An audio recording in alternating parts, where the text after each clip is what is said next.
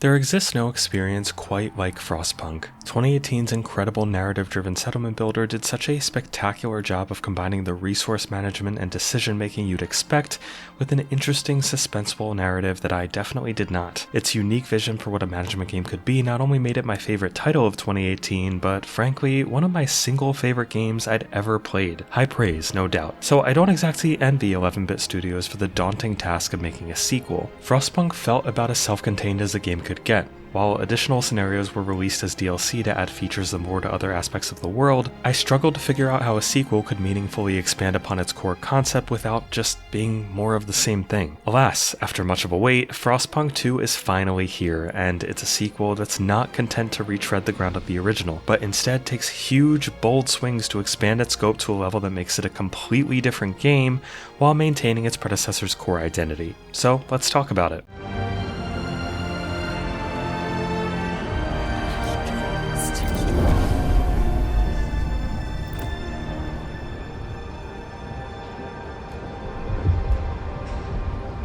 For those not oriented to the world of Frostpunk, allow me to give you a brief overview. It's the 1800s, and climate change has brought the world into a new ice age. The only settlements of humanity able to consistently survive are those that build themselves around a gigantic generator in the colony's center to provide heat. But dwindling resources, an ever-expanding population, turmoil around the laws that govern the colony, and the consistent changes in weather that push your generator to its limits all create a chaotic and demanding experience that's not for the faint of heart. The original Frostpunk was tough, but managed to adeptly require many spinning plates at once while giving you the tools to ensure they don't fall, as long as you're paying attention. I got pretty good at Frostpunk once it properly sunk its hooks into me, but for better or worse, the scale of changes in Frostpunk 2 felt like learning it all from scratch again, even if the rhythm I ultimately fell in reminded me of the first game in most of the best ways.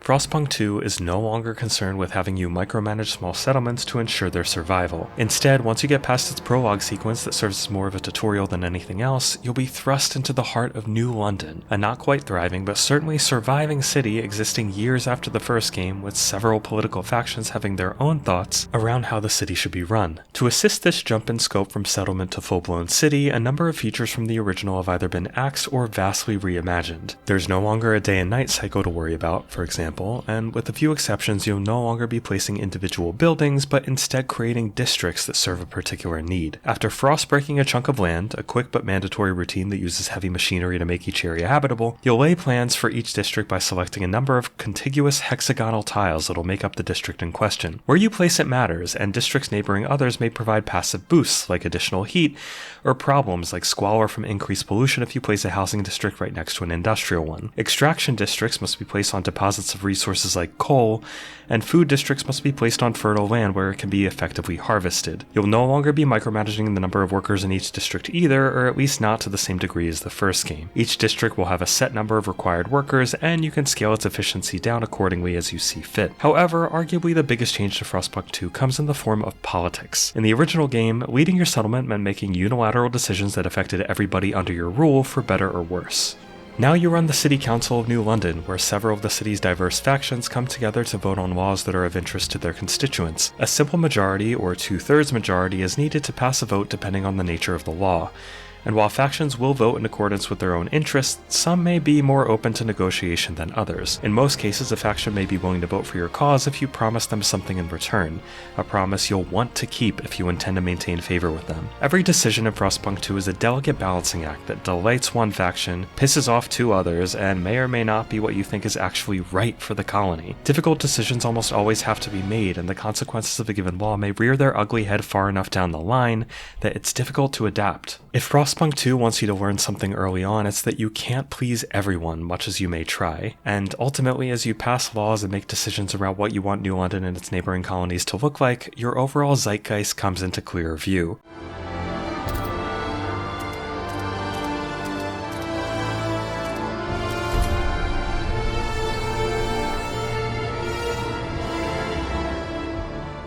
The game defines your zeitgeist as a few key parameters that are shown at the bottom left of your screen during play and describe the overall direction of your city. While nearly everything drives your zeitgeist, from technology to economy to societal laws and choices around what buildings to create, you'll ultimately see its progress as a tug of war between tradition versus reason, equality versus merit, and progress versus adaptation. For example, perhaps you'll decide early on that the citizens of New London deserve free basic necessities needed to survive. Not an unpopular idea by any means, but before long, it's discovered that if everybody's getting the same basic stipends, some folks choose not to work for their fair share. So will you alter the law to require people to contribute if they're going to get anything? Doing so may inch your society further in the direction of merit than equality. Now imagine dozens of such decisions rolling up over the course of the game, and you'll clearly see where your priorities lie.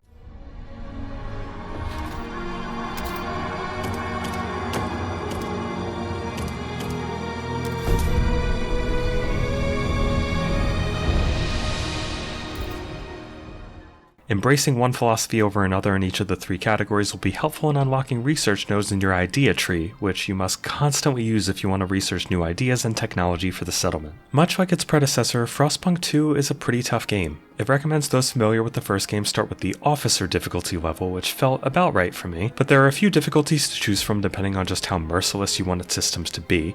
If you're unfamiliar with the first game, I'd definitely set it to an easier mode to start until you get your bearings. That said, I wouldn't recommend anybody play Frostpunk 2 if they haven't already played the original, and there are a number of reasons for that. Story-wise, you're gonna generally be fine, even if references to the first game are likely to go over your head. More crucially though, there's a magic to the first game that feels a bit compromised on here in a way that was going to be difficult to get around with its increase in scope. The clearest way this manifests itself is visually. In the original Frostpunk, your settlement was small enough that you could see individual colonists making tracks through the snow to collect coal for the generator, or watch them crowd around the generator to stay warm. In Frostpunk 2, the upgrade from settlement to city means nothing you do plays out in front of you in quite the same way. Sure, you'll see the framework of new buildings pop up as you set districts for them, and you'll watch heavy machinery do necessary frost breaking, but these people and machines just appear out of nowhere to get the job done, and as a result, it often lacks the detailed intimacy of its predecessor. The original Frostpunk also had you strategically placing roads and buildings in such a way that your population would receive proper heating. In Frostpunk 2, that process is streamlined and more or less runs itself if you're feeding the generator enough resources and keeping your population appropriately housed. This takes some emphasis away from the survival elements of Frostpunk 1 in favor of the political tightrope walk you'll now be doing to appease its various factions. And don't get me wrong, that makes for an interesting game in and of its own right, especially since before long you'll be managing more than one settlement at once and dealing with mechanics like trade and immigration. But it didn't compel me in quite the same way the first game did, and results in a survival city builder that loses a bit of its predecessor's appeal in the process. Thankfully though, there's still plenty of excellent world building here, like being able to click on the members of your council and see an oddly specific summary of their likes and dislikes. I'm not sure I needed to know that mechanical engineer Derek McLaughlin rode horses in his youth, still hasn't outgrown his temper, and respects people who can keep to a schedule,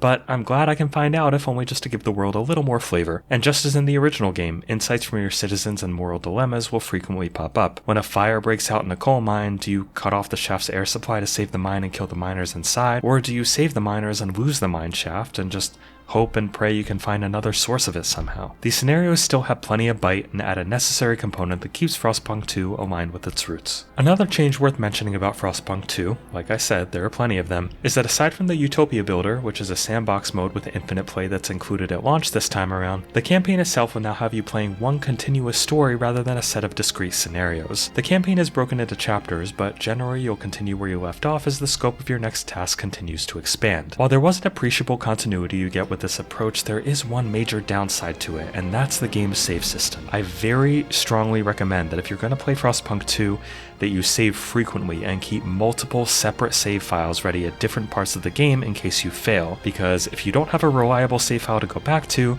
you can more or less softlock yourself and lose hours of progress. This happened to me after a massive whiteout that I failed to properly prepare for, and hundreds of people died in its merciless cold. The factions wouldn't forgive me and ultimately voted me out, a consequence of a stream of actions I'd taken that required going back about 2 hours in order to properly address. If I hadn't happened to save it at that particular point, I could have lost even more progress than that. Even if I wish Frostpunk 2 visually manifested the consequences of your actions better, there's no denying its presentation is no less a sight to behold. At a technical level, it's probably not as impressive as some other city builders out there, but more than makes up for it with an art direction that's unique and bleak enough to do the original's look justice while meaningfully evolving it. The orchestral score and sound effects are great too, especially when listening to the various goings-on around each colony. It does a fantastic job of making you feel just how cold this world is. That said, performance is likely to be a serious issue for some.